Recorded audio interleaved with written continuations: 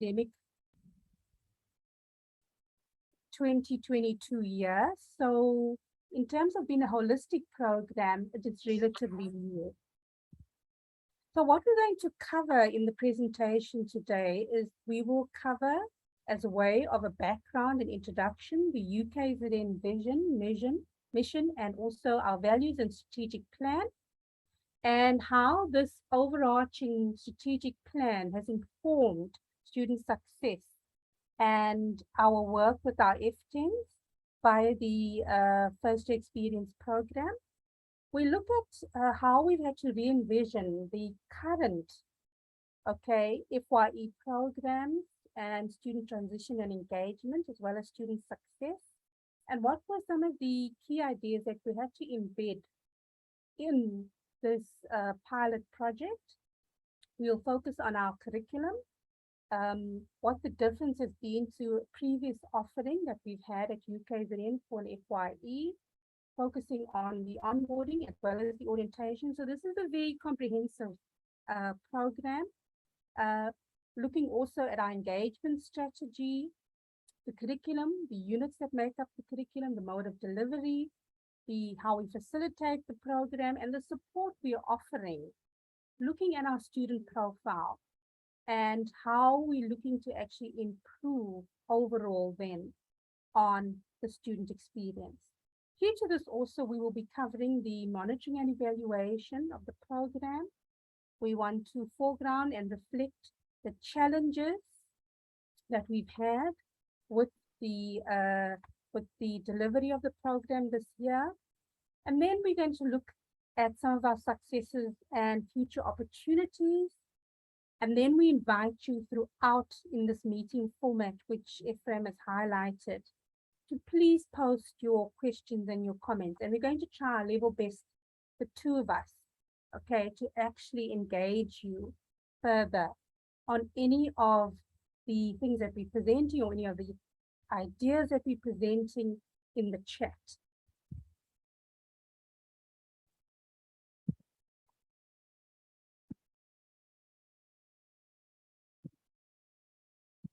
So looking at UKZN and its vision, its mission, as well as its values, you will see that the vision is really to be the premier university of African scholarship. And the mission to be a truly South African university of choice that is academically excellent, innovative in its research, entrepreneurial, as well as critically engaged with society. And the values that underpin both the vision and the mission is really to establish UKZN as a value-driven organization, right, with an organizational culture that empowers the institution, its people. And when I say it's people, it's all our stakeholders, it's our staff, our students, the people who are communities, right, that we actually serve to achieve those institutional goals. And underpinning this is also our REACH principles. And the guiding values are our respect, excellence, accountability, the client orientation, honesty, and trust. And represented in REACH means that all of us, whether we are professional staff or academic staff or students, we are bound by these REACH principles. Now, another way of representing the mission, the vision, and the values and the REACH principles is to underpin it with the strategic plan. And currently we're in the process of revising the strategic plan. But if you focus on goal 1, you will see that goal 1, and it will not change in the revised strategic plan either, is achieving excellence in teaching and learning. And to achieve that excellence in teaching and learning, the key performance areas for goal 1 really is about promoting student access, looking at the promotion of diversity and student success. A further key performance area is that of offering a progressive and responsive curriculum, so foregrounding curriculum transformation, and then bringing in an outstanding academic experience, which speaks to the student experience. And coupled with this is the pursuit of excellence and creativity in teaching and learning. So to achieve this diverse socioeconomic student body, UKZN has been a leader in terms of inclusive education. And so we've actively, while the KPA was set at a meeting a target of 65%, we've exceeded that over the recent years in the existing strategic plan, where if we look at our student profile, we have attracted students from lower quintiles with an impoverished, disadvantaged background, quintiles 1 to 3 schools.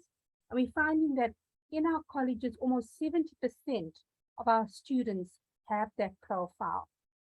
So coupled with this, what it has meant, because of the student profile, to achieve excellence in teaching and learning, we must have support mechanisms in place to transition our students into the higher education programs that they come into at UKZN. And to do this, we also have to focus then on enhancing student success through quality teaching and learning, coupled with the improvement of achieving the graduate attributes, as well as student graduation and throughput rates. So the FYE program is one of the key programs, right, in the teaching and learning space to achieve this initial excellence in teaching and learning. So I can't underpin how important the comprehensive FYE program is at UKZN. Coupled with this is we have to look at the higher education landscape. And we know that post 1994, what we did in terms of re-envisioning what would go into a comprehensive FYE program was, we know that many higher education institutions had to focus on accessibility, inclusive education, and social justice tenets to readdress the colonial and apartheid inequalities that we had in our higher education system. Linked to this was the Education for Sustainable Development and the Sustainable Development Goals, especially Goal 4. And I know at UKZN and University of Rhodes and University of Venda, we are part of some of the Sustainable Development international initiatives like the PUAT, professionalization of undergraduate teaching program with University of Crete and Frederick University, where we've all been working on looking at the infusion of the Sustainable Development Goals within our curricula. And then, of course, we've had the CHE and the Department of Higher Education policies that have guided the higher education landscape, including the initial quality enhancement projects that many of us have been involved in. We can't discount the importance of the student, right, approaches and the value that came from the hashtag Roads Must Fall and the Fees Must Fall campaigns that were driven by our student bodies, which led us to actually looking at how we offering and improve student experience in higher education. And then, of course, COVID-19 came in, and the motto for UKZN for COVID-19 was that we could leave no student behind. And we had a whole cohort of students who came into a system, right, as first-time entry students into higher education institutions where they were not going to be in a contact face-to-face environment. So what would this mean now for a comprehensive FYE program? And so when we were re-envisioning the FYE program at UKZN, we had to look at how we were going to actually deliver, okay, an improved program to encourage improved participation, to encourage improved student engagement. And then finally, another key principle was that of the UKZN initiative around the curriculum and the digital transformation of the curriculum. So all these key ideas overlap in many instances and are fed and provided, and the impetus comes from the UKZN vision, mission, values, as well as the strategic plan, which already provided us with the blueprint, okay, or the roadmap that was in place for us to actually start re-envisioning the comprehensive FYE program. So looking at that re-envisioning and student success and engagement and transition, we note that in the past that we did have FYE programs, but these programs were offered individually by our 4 colleges: our College of Agriculture, Engineering and Science, our College of Health Sciences, our College of Law and Management, and of course, the College of Humanities. And they were offered with varied content and varied modes of delivery. So we did not have a common FYE program at UKZN. And this was the pre-COVID experience. And so as a result, if we were foregrounding the student experience, we found that our students had a varied student experience. And this, for us, was not something that we were wanting overall in terms of achieving that excellence in student experience. So looking at now the key ideas that went into the re-envisioning, what we then did is, as part of the planning, and noting that also we had put the FYE comprehensive program strategically as one of the projects in project 1 of the academic monitoring and support of our UCDP project.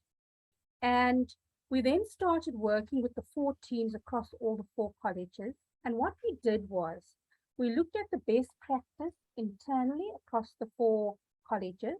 What we also did was, as preparation work, is we benchmarked the national FYE programs across the higher education institutions in South Africa and nationally. And we employed 2 research assistants also to do that benchmarking and the data analysis. And that gave us the groundwork for us to then start working and put together the content, the way we would deliver. And when we talk about curriculum transformation, we're looking at a holistic definition of curriculum transformation. We're not just talking about what content goes in, we were looking at what support, how we would deliver, okay, how we would facilitate, how students would participate, etc.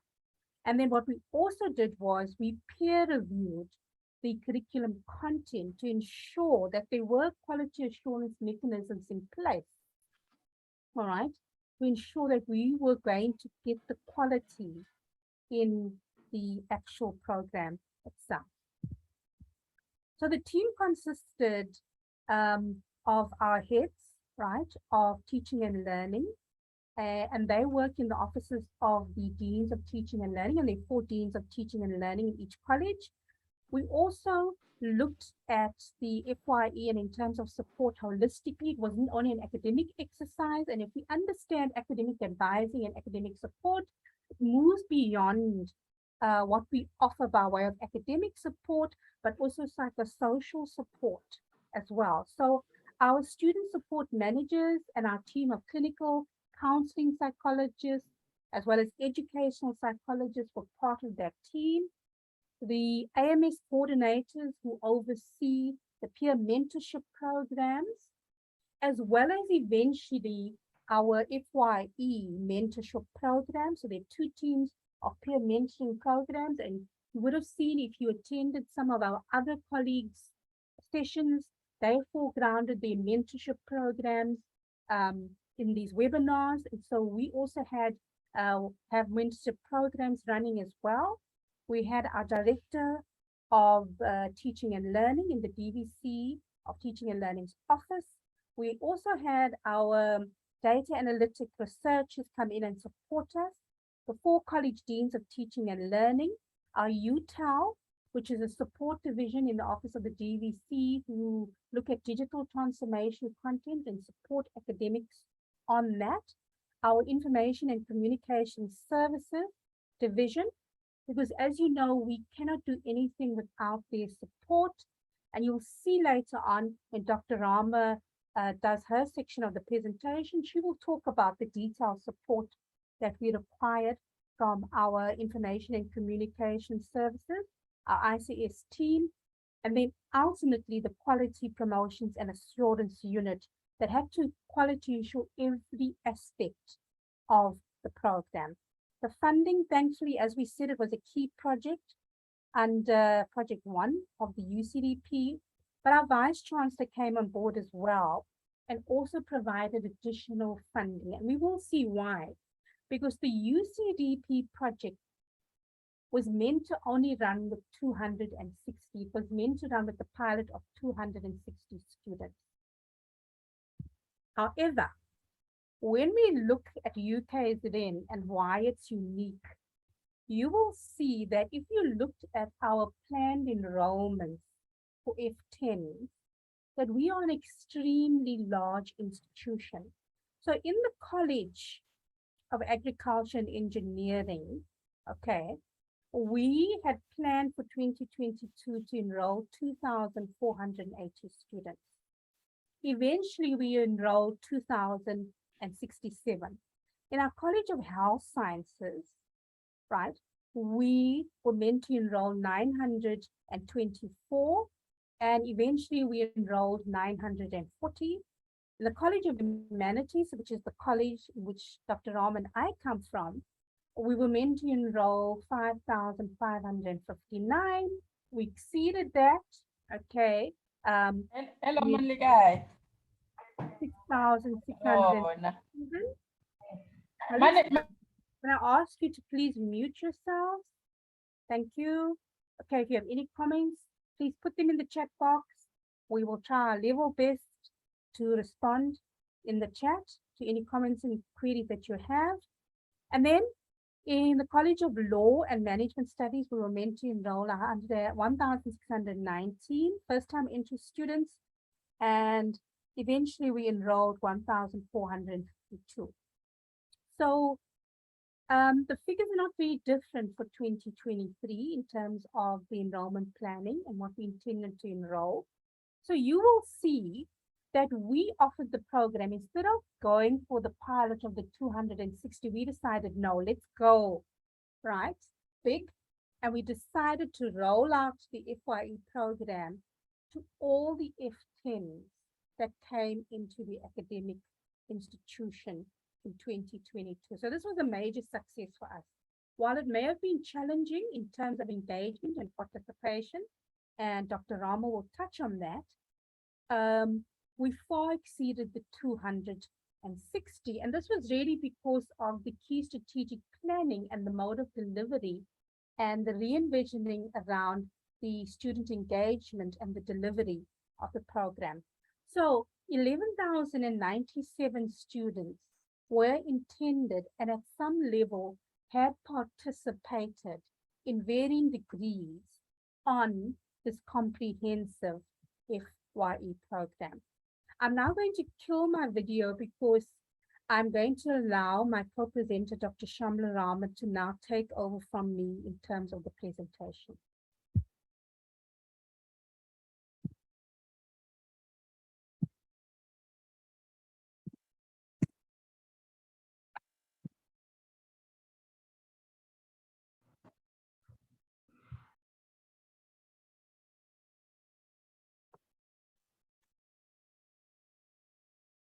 Good afternoon, colleagues.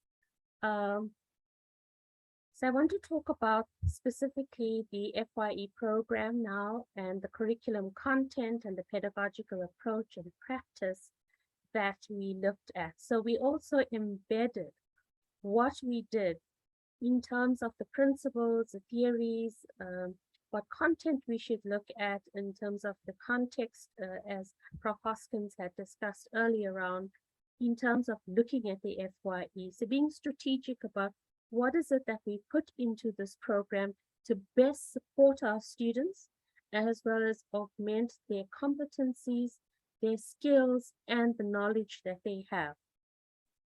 So what is different then about the student journey and looking at a more comprehensive FYE program as opposed to having a varied program that was run by each college with input from the schools?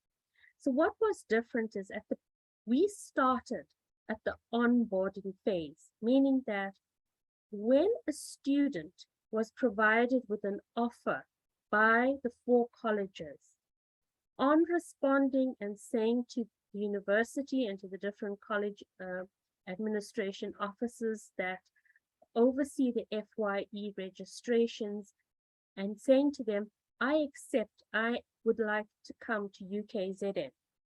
At that very particular point, we then sent messages to those that accepted the offer via WhatsApp through the college office, welcoming them to UKZN, and then informing them that they will be via email contacted by someone from the FYE team who will then take them through the FYE program. So at this very stage, so the student hasn't yet even gone onto our online registration system. They've not done the orientation. They've just said, yes, I am interested in coming to UKZN. We then send them a message and immediately they get allocated an FYE wellness mentor. So this is across the 4 colleges. They then get invited to an orientation program, which is then run by each of the colleges. And in that presentation, apart from meeting the different teams from residents, from finance, they also get to know about the curriculum and academic advising that our ADOs provide them, as well as a quick introduction to the FYE program and how they can log on. So in addition to the FYE Wellness Mentor, sending them a WhatsApp message and giving them information about the program, the orientation, which in 2022 was done online, also then took them through the FYE program. During the orientation, we also provided academic advising.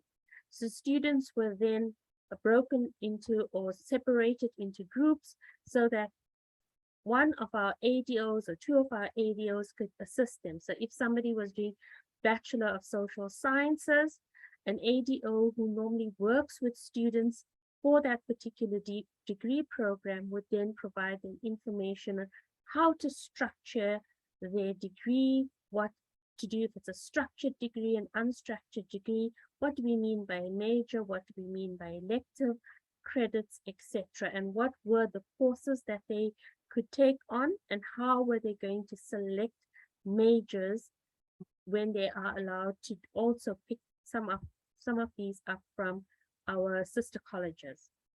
The introduction of the FYE program. So in addition to that, they then got special support where the FYE coordinators and mentors set up additional online programs where they attended by Zoom, where they can then participate more in terms of understanding the FYE program, but also looking at the online documentation and how then do they navigate the Moodle page.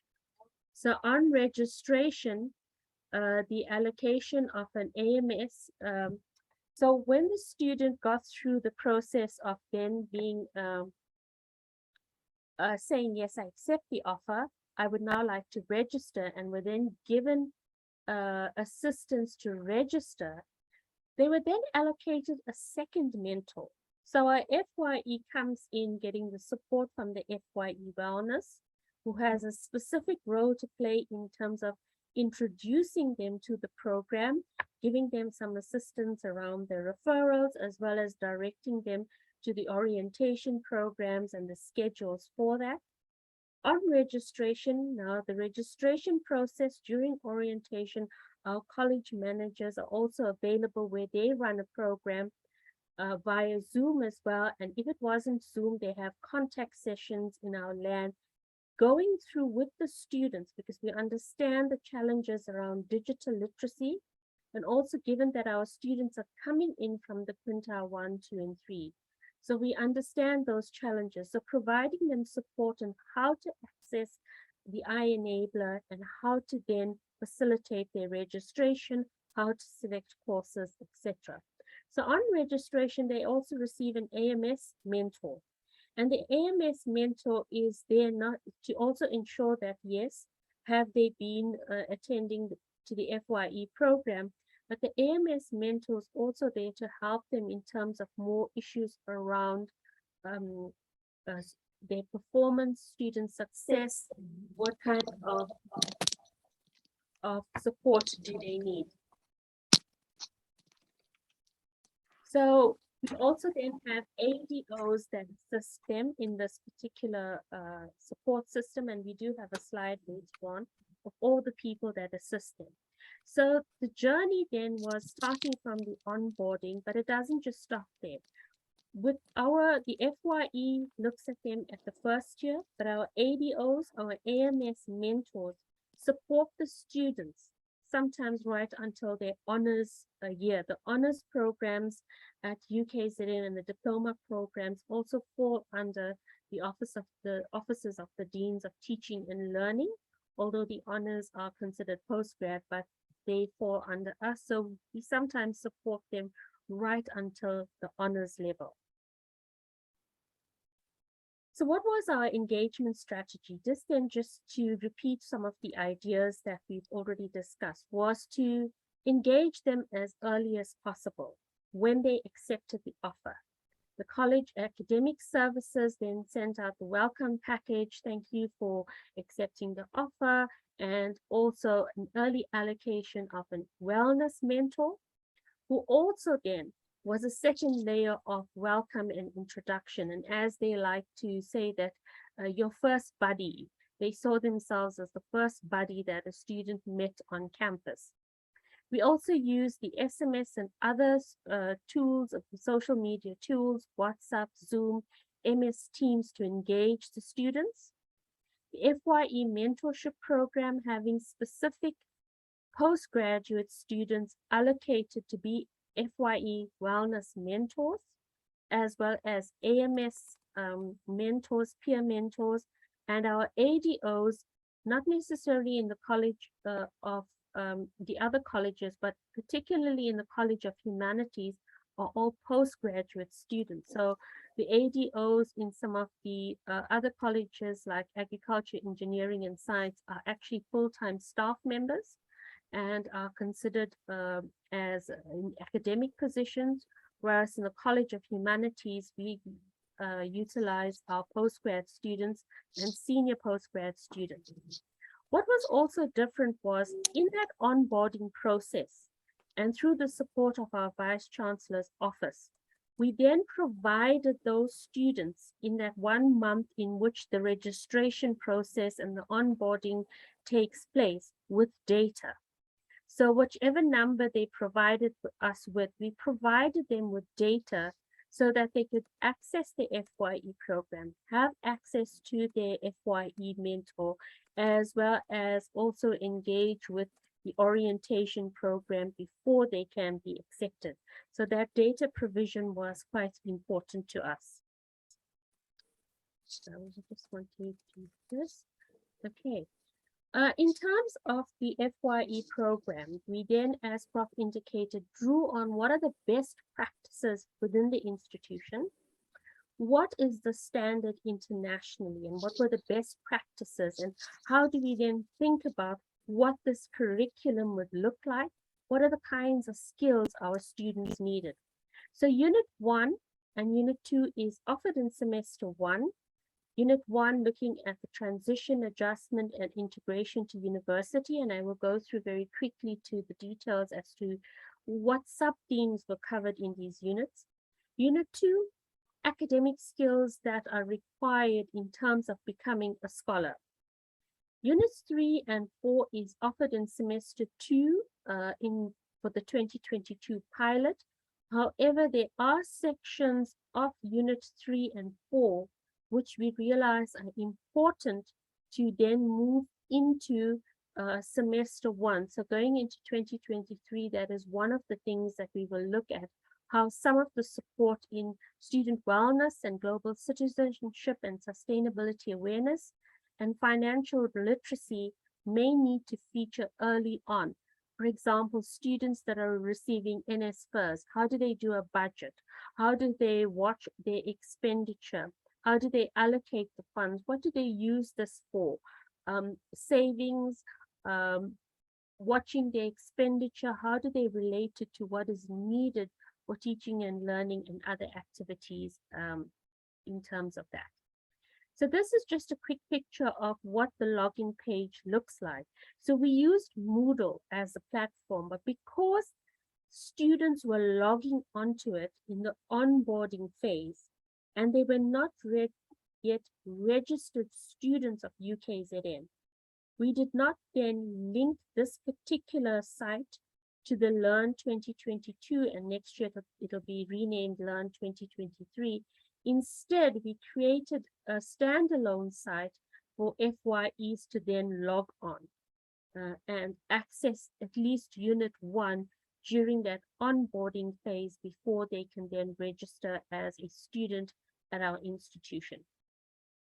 So Unit 1 covered digital literacy. That we thought was important, and there's also, I think, in 2023, based on some of the anecdotal and student reported concerns, digital literacy is quite important. A number of our students, have never used a laptop, or even if they've got a smartphone, they still need some assistance on how to navigate the online spaces and software. Lecture timetables, how do they then check when are their lectures scheduled for, if there are clashes between the lectures, and how do they engage with that? We also looked at an introduction to UKZN, being sensitive to the fact that these are students registered, but they would never experience what many of us sitting in this room experience, where we physically were on campus. We knew the lecture halls, we met the lecturers face to face. We knew who was in our class, even if we didn't know their names, but we knew their faces. This was completely remote. You don't know who your colleagues are. It was perhaps easier for our second and third year students because they'd spent that time. But our first year students had no understanding where Old Main Building is, the history of our institution. So we used, by UTAL, created videos for them to then get an understanding of the landscape and the geography. What does it mean to be a UKZN student? So introducing them to issues around REACH, etc.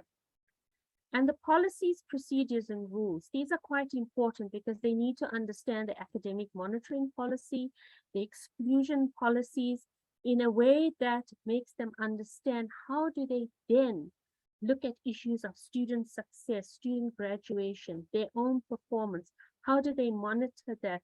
Who is there supporting them in their studies? And what policies does the university have, not just to exclude them, but support them before we can even get to that final stage where we say, look, we think you need a breakaway to then come back. And then the college handbook. While it is quite dense and sometimes cumbersome to navigate, it is important for students in the 4 colleges to know the rules for particular degrees, etc. Unit 2, which is also important, covered things like goal setting. How do I set the goals that I need to for my student success and for passing my modules, my learning style? I may have had a particular way of learning, and this is a comment I get in my teaching of sociology, but I did this when I was a student and I passed, and they then have to understand that there needs to be a transition and an augmenting of the way in which they studied when they were at school, and how does that now slightly shift or change now that they are a student of the higher education institution. Time management. Perhaps some of them are staying at res the first time away from home, knowing how to basic things like setting your alarm clock so that you get up early to get to your classes on time. diarizing using the phones that you have, or if you don't have a phone, in the diary when your assessments are used, and how do you manage putting together work so that you know if it's due on this date, I've got to start working on it from this time, I need to go to the library. Effective note-taking. Many students assume that just the lecture slides would support their teaching and learning endeavors, not realizing they need to take notes while an academic is talking, and so that it also helps them when they are recrafting their notes and summarizing from the key text. Study skills, academic writing, and the big one that we all struggle with, issues of plagiarism and referencing. We also looked at the issues of sustainability awareness and what is it to be a global citizen, not just a citizen of the countries from which you come from, but global citizen.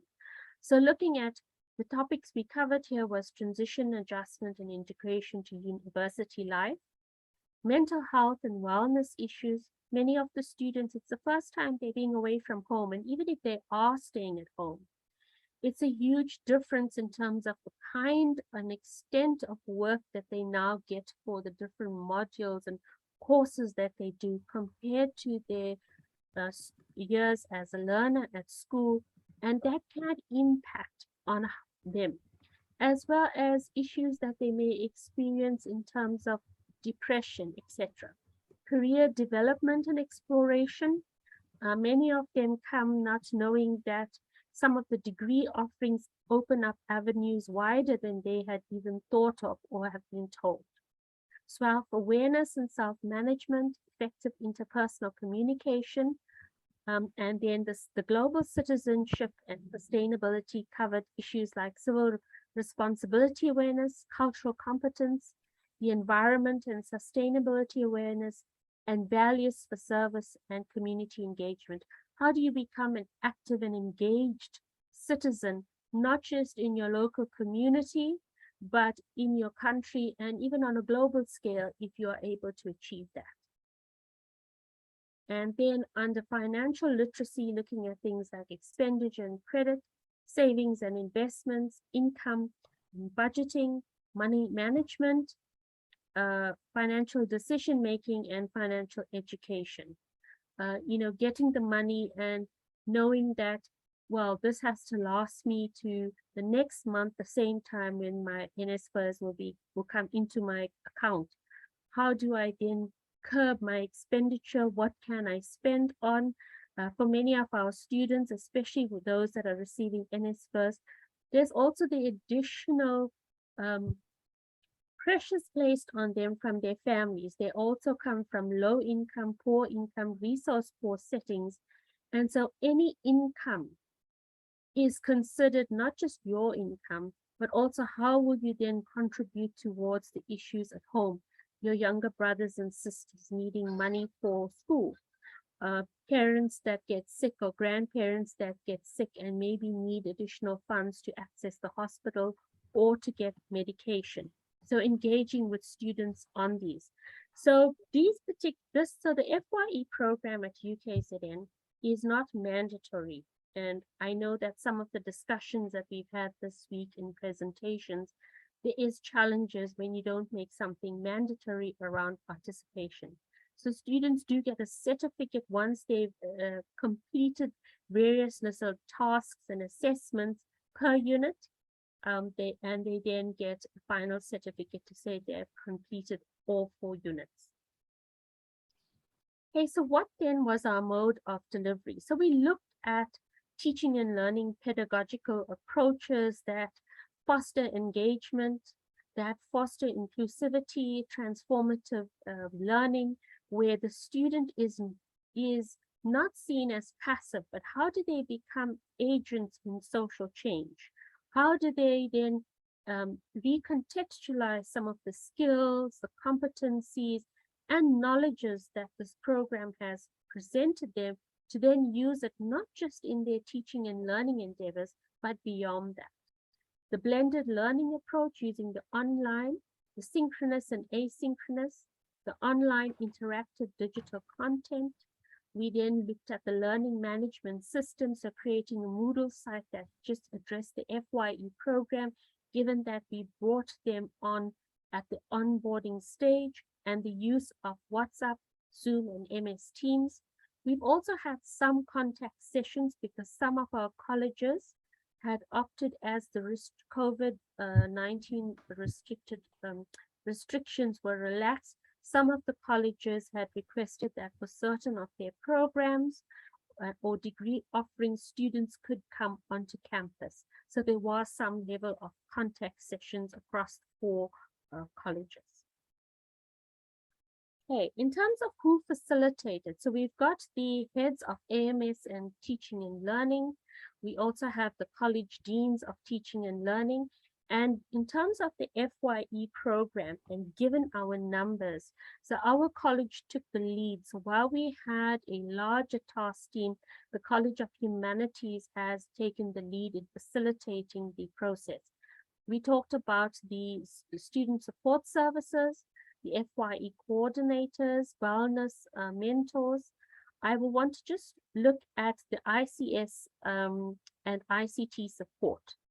So they helped us not only in terms of the FYE and the Moodle and setting up a site separate to Learn 2022, they also looked at data allocation. So in terms of who got the data and how we mapped that according to the offers that were received and the lists generated at the college level, and then the geographic mapping using the student's cell phone and other details where their addresses, because that impacted on connectivity. How do we support students who are in areas where there is no connectivity? And what are the additional support that we can provide them? So ICS or the ICT has been an extremely important partner in this particular facilitation of the FYE program.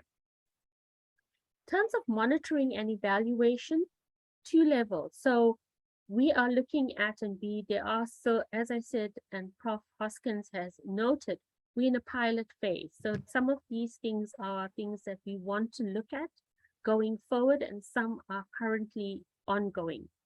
So having student surveys, so at the 2nd year level or the 2nd year of a student's study, asking them through a survey what has been useful from what they've gleaned from the 4 units that they may have participated in, or even checking why they have not participated. As I said, it is a voluntary program. Peer mentor evaluation, also evaluating our mentorship programs. As we said, the student at the 1st year level comes into contact with a number of mentors, not just the FYE wellness mentor. There's the AMS peer or mainstream mentor. They come into contact with the ADOs, tutors for their different subjects, etc. Academics evaluation of the content, so the peer review of the content, not just only when we were deciding on the structure of the content and what went into it, but once the content is available and students have been utilizing it, is that content responsive? Is it inclusive? Are there ways in which we can improve the content?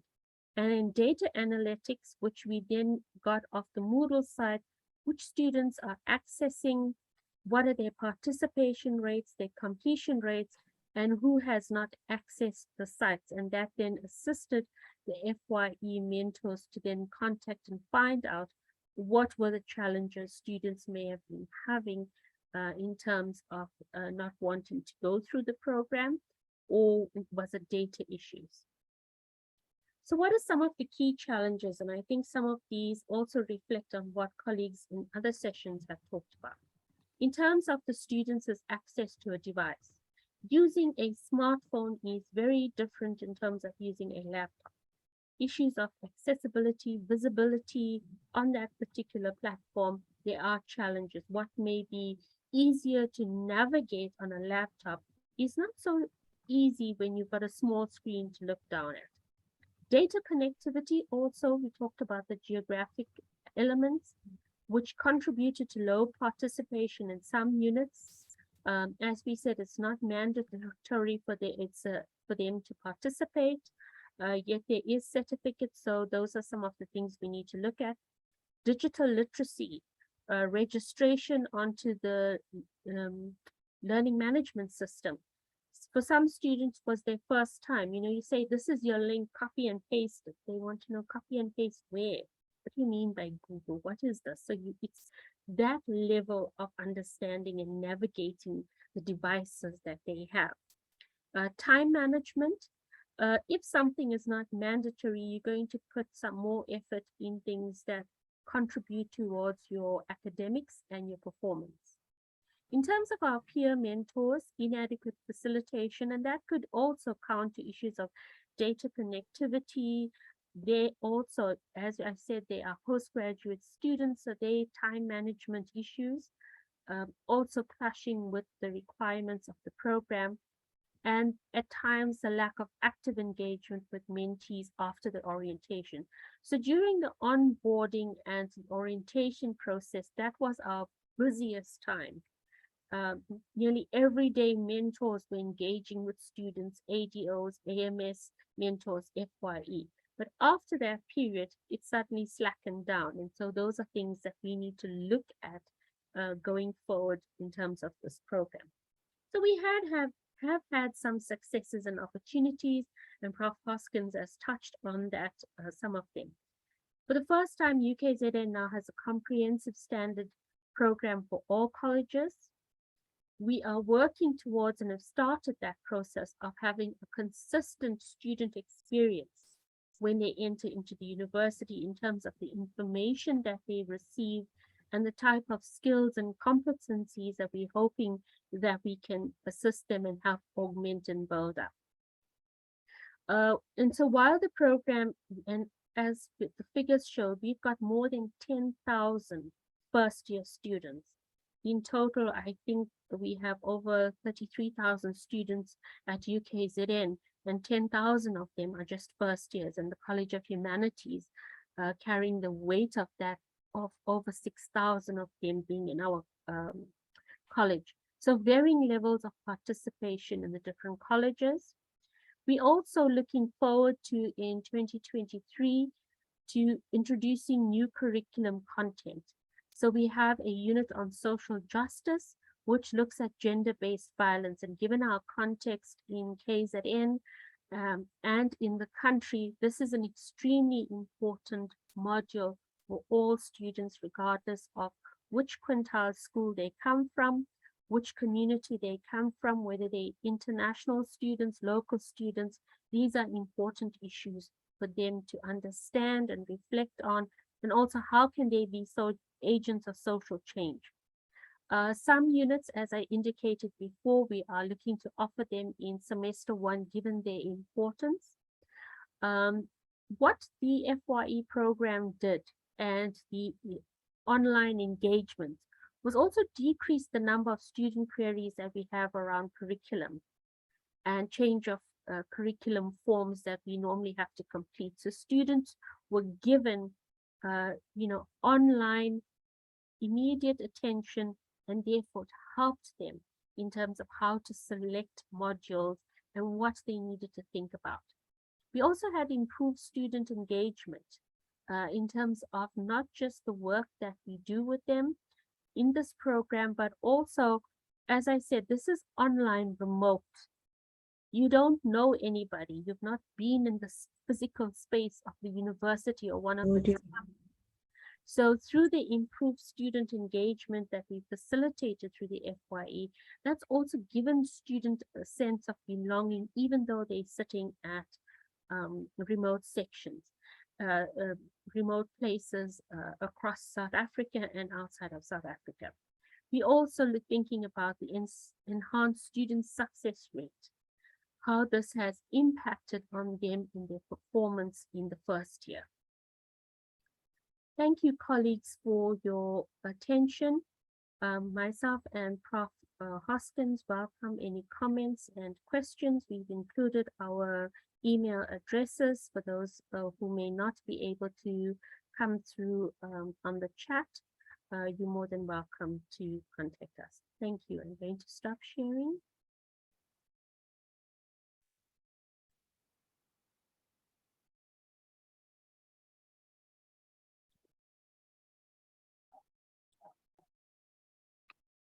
Thank you, Dr. Rama. Thank you, Prof. Hoskins. Any questions, any comments from participants?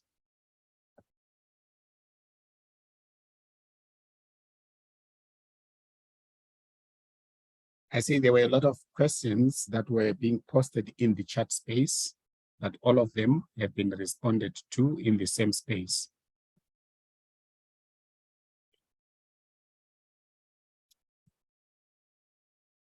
No questions, no comments?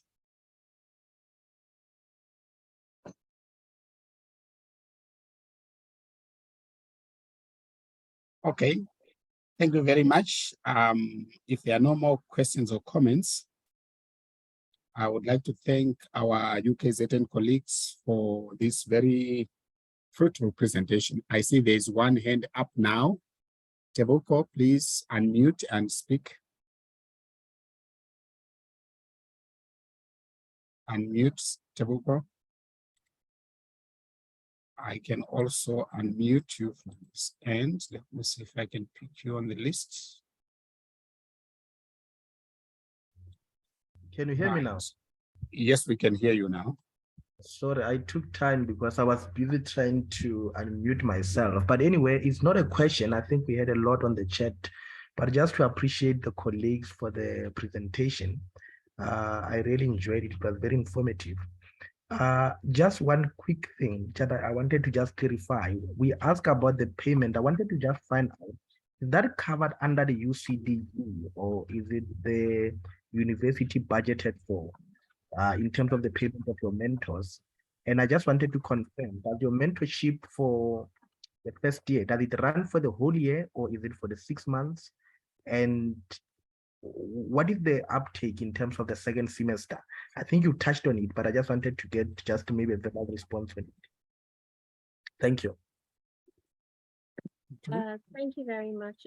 Can I go ahead, Ephraim? Yes, please go ahead. Okay, thank you very much for your question and for all the comments that we've received. This has been really, helpful.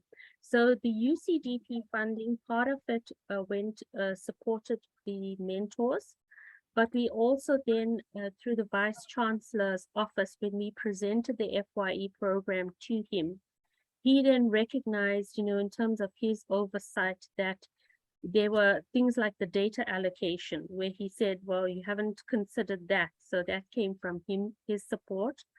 And he also then provided additional funding from his office for us to bring on board more FYE mentors. I think initially we were, through the UCDP, I think meant to get about 100, if I'm not mistaken, but he then provided funding to match that so we could have more FYE wellness mentors. He also supported for us to have FYE coordinators. So those weren't considered in the initial UCDP funding. The data allocation for the teams, for the students, also came via the Vice Chancellor's office. So the FYE program then is run right across the semester. We try to get them to do some units 1 and 2 in the first semester, and units 3 and 4 in the second semester. So units 1 and 2, there were some challenges, as we indicated. Digital literacy has been a huge challenge in terms of helping students to navigate. So when they became registered students, they had to then log on to the system now using their UKZN emails. And that, even though it sounds simple, needed a lot of assistance for them to understand how to navigate that. We produce short videos, we produce online sessions. The units 3 and 4 came on a little later because of the volume of the content and also the peer review process. So the uptake on that hasn't been as good as unit 1 and 2 because it did come online a little later. But we're hoping that in 2023, as we said, this was just our pilot. And now that those modules are there, we would see a better uptake in students accessing that modules, as well as completing the modules. So some of them, so there are also technical issues, which ICS is helping us with in terms of some of the students not being able to understand how to navigate and to save and submit the work that they've done per assessment or that they've had per unit. As I said, the target in UCGP was about 250, 260 students in the pilot. We've actually exceeded that. I think in the college, from our last figures, I think close to maybe 2,000 or 1,500, if I'm not mistaken, are close to completing or have completed. There are others that are in various stages of completion, or they've done part of Unit 1 or are still working through Unit 1 and 2. But, you know, as I said, the pilot has shown us where our challenges are, and we've been looking forward to working through those. Thank you, Ephraim. I'm not too sure if there's other comments. Thank you very much, Ruth.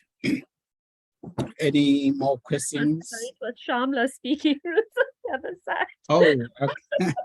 Thank you, Sorry. Shamla. Colleagues, our names are messed up, but it's fine. I'm doing the chat as Shamla, and Shamla's doing the speaking as me. Ah, you are using the same account. Yes, of course. Okay. Thank you, Shamla. Any more questions, colleagues? Well, thanks very much, colleagues, for the wonderful webinar. I think it was highly fruitful. I'm sure people are benefiting from these webinar sessions. I would like to remind you that, as usual, we will send you the link to the recording for this particular session.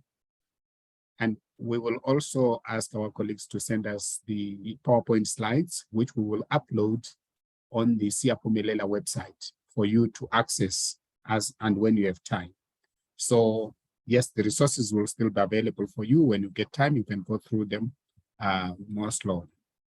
Hello, Ruth. I see your hand is up. Sorry, it's Shamla. I think on behalf of the UKZN task team and myself and Prof Hoskins, we'd also like to appreciate and thank the support that we receive from the Siaphumelela network, as well as the number of colleagues from all other institutions that participate in the FYE stream, work stream.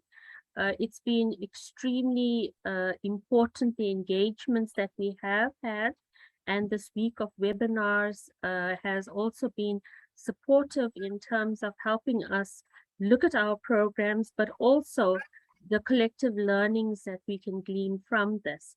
So we wish to say thank you to yourself, Ephraim, and to your team also for setting up these webinars and the support that you provide us, as well as to our network of colleagues from the other institutions, the higher education institutions. Prof, is there anything else you want to add? Okay, thank you very much. And I also want to say thank you very much to all the participants today. We've had more than 20 participants come through. Your questions, your comments have really been important. And the fact that you have made time available to participate is appreciated and acknowledged. Thank you very much, Ephraim. Thank you very much. And thank you to everyone who attended. We will have another session tomorrow at the same time, facilitated by UCT. So please do attend. Thank you and enjoy the rest of your day. Bye-bye. Thank you. Thank you. Thank you.